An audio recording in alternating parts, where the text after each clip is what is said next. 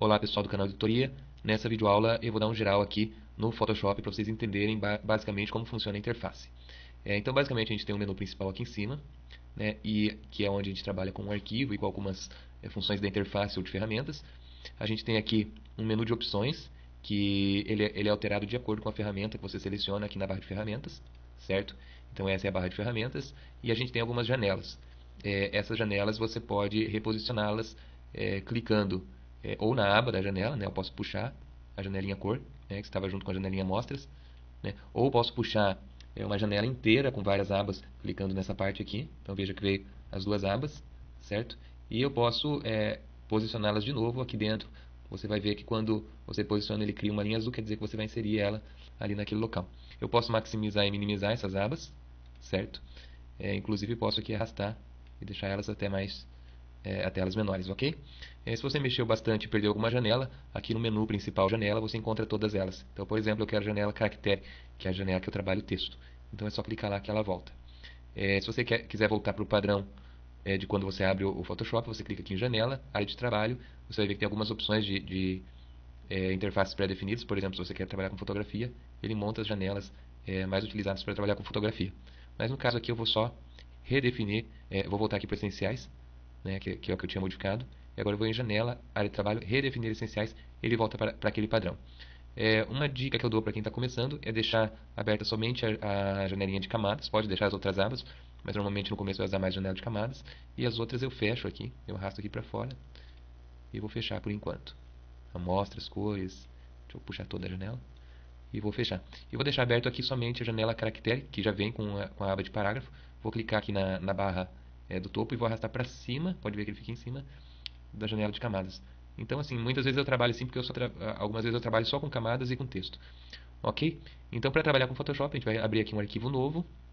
Né? Esse arquivo novo a gente define o formato dele antes de começar. Então, aqui tem algumas pré-definições. Se você quer trabalhar com fotografia, tem aqui algumas pré-definições de fotografia.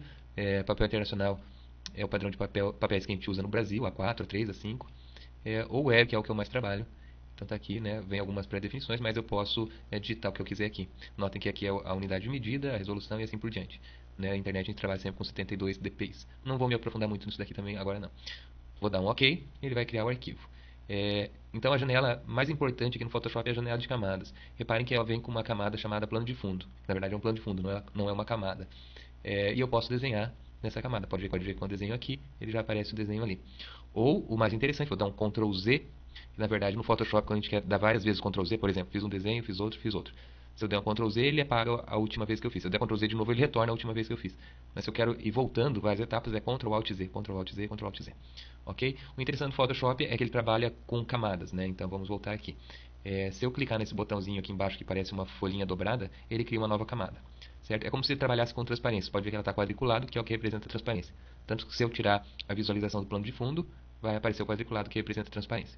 Então, se eu tiver com essa camada selecionada, pegar aqui o pincel e fizer um desenho, ele vai aparecer nessa camada.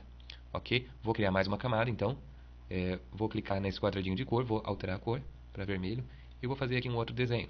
Então, tem um outro desenho em outra camada. Por que isso é interessante? Porque agora eu posso alterar esses desenhos sem um interferir no outro. Então, por exemplo, se eu pegar a setinha preta e tiver com a camada 2, que é a camada do desenho vermelho selecionada, eu posso movimentar só o desenho vermelho. Mesma coisa, se eu selecionar a camada de baixo, vou movimentar só o desenho preto.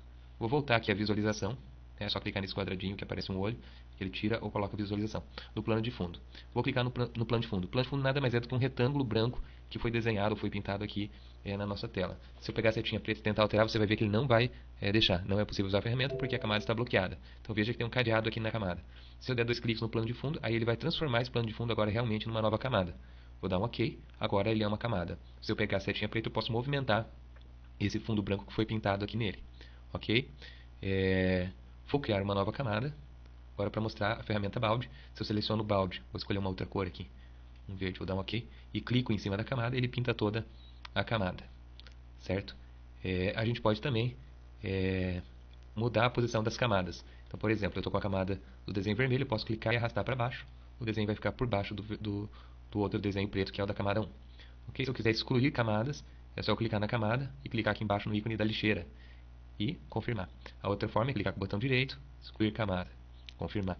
E a outra forma é você clicar na camada e arrastar para a lixeira. Ele nem pergunta se você quer confirmar ou não.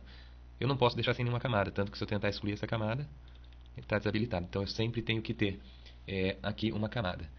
Agora aqui as ferramentas básicas, então já mostrei o balde, aqui o pincel. O pincel você pode alterar as propriedades aqui na barra de opções. Se você clicar aqui, por exemplo, você vai ter várias opções do pincel. Vou selecionar aqui um tipo de pincel, uma ponta de pincel aqui circular. Tá? E vou fazer um desenho. Pode ver que ele fez um desenho bem definido. Se eu clicar aqui de novo na opção e diminuir essa dureza, ele vai fazer um desenho mais esfumaçado. Tá? Eu tenho a opção aqui também de mudar o tamanho, né, da ponta do pincel.